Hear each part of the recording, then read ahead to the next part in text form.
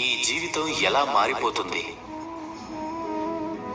కొంతమంది అంటారు నిరంతరం కర్మలు చేయటం వలన, ప్రయత్నాలు చేయటం వలన ఈ జీవితం మారుతుంది అని.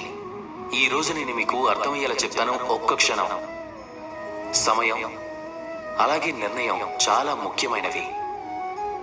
ఒక్క క్షణం సరిపోతుంది. కొన్ని క్షణాలు ఎంత శక్తివంతంగా ఉంటాయంటే అవే మీ సమస్త జీవితాన్ని మార్చేస్తాయి. ఒక క్షణం శ్రీరాముడి దగ్గరుంది. ఆ క్షణంలో తాను తన తండ్రి గారి ఆజ్ఞను పాటించి వనానికి వెళ్లాలా లేదా అన్నది నిర్ణయించుకోవాలి. తను వెళ్లాలనే నిర్ణయాన్ని స్వీకరించాడు. అప్పుడు సమయానుసారంగా నిర్ణయం తీసుకున్నాడు. అందుకే ఈరోజు మన అందరి మనసుల్లో ఉండిపోయాడు శ్రీరాముడు. అలాగే రెండో వైపు రావణుడు. తన వద్ద కూడా ఒక క్షణం ఉంది, ఒక అవకాశం ఉంది తన ఆరంభాన్ని శుభంగా మార్చుకోవటానికి. తను అన్ని మర్చిపోయి తన మృత్యువును ప్రాప్తించుకున్నాడు. ఈ నిర్ణయం అనేది